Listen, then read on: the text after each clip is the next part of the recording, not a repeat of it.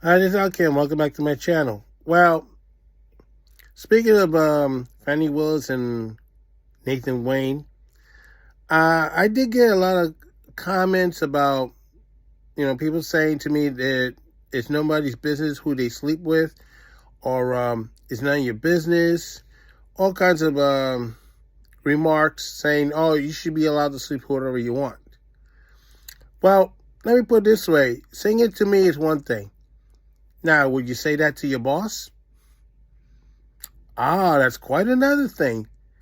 Let's say, for example, you have a meeting with HR. They bring you into a room, and they talk about this case. Now, if you say, it doesn't matter who you sleep with, it's not the company's business, they may take issue with you on that. Because number one, you don't know if they're going to write that down someplace. Oh, Mr. Jones says it's none of the company's business who you sleep with. They can write that down in your notes. You didn't know that? Well, now you know. Because some employers have a policy against people sleeping with one another at work, depending on the situation. I'll give you a case in point. The two anchors from ABC News that were working that afternoon program and prime time, not prime time, between 12 and 3 before General Hospital, whatever it was. They got involved in a scandal. They were sleeping with each other, and they didn't finish the divorce with their spouses. And it looked like ABC News was going to let it slide by at first, but they ended up firing both of them. We had CEOs that get fired for sleeping with subordinates.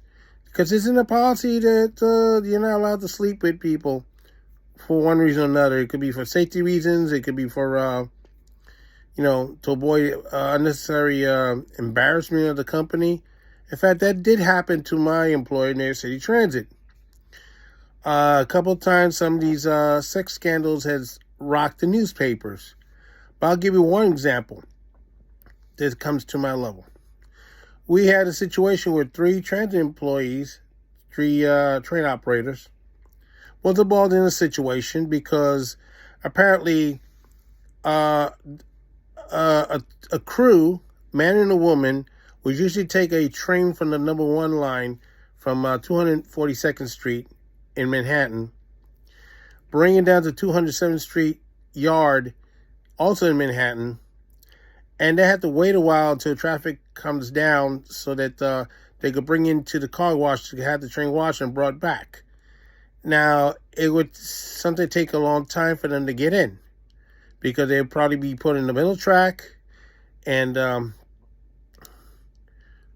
even if they get in one track, they still have to wait to get on another track.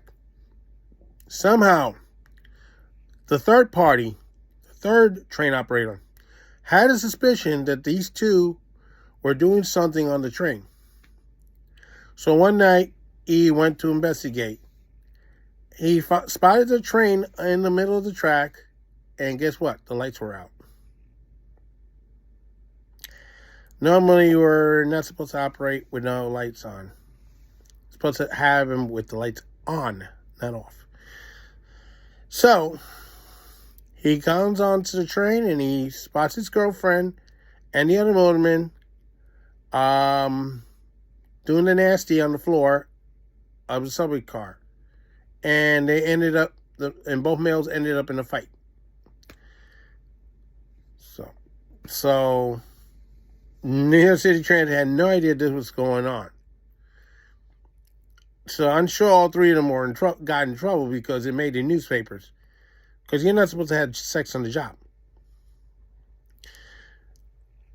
Now, I don't know what the punishment was because they never said what happened to them.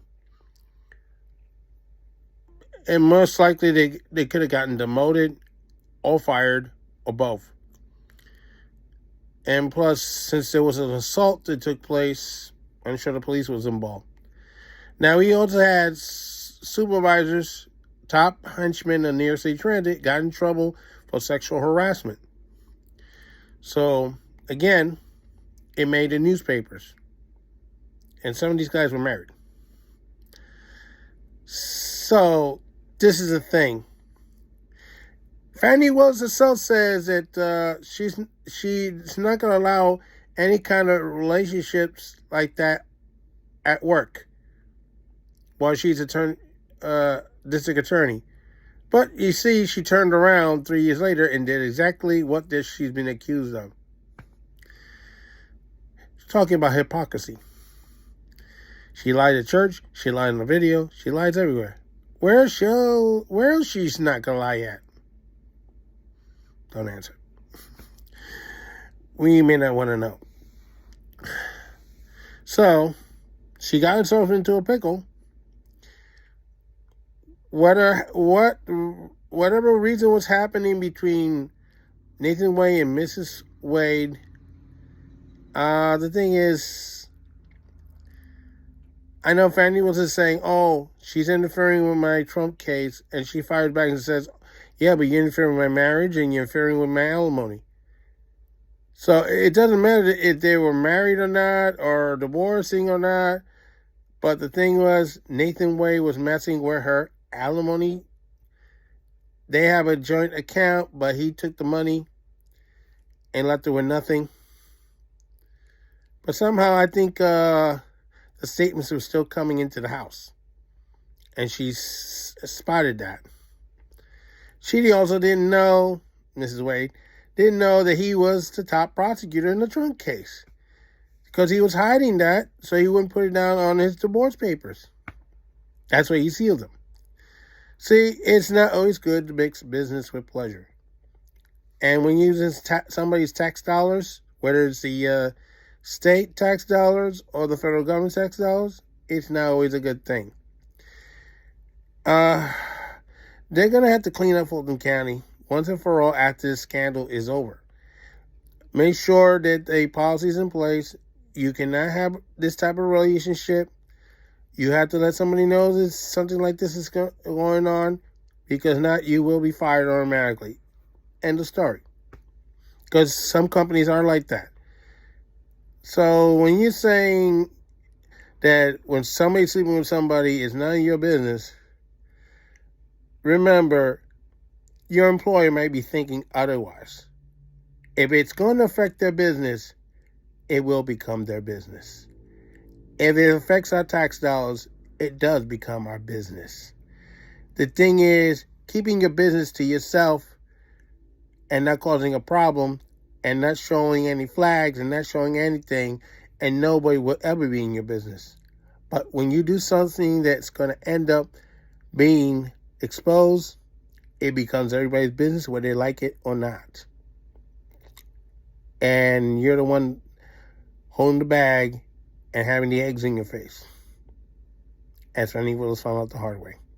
So Zalkan saying so long for now. Don't forget to stop.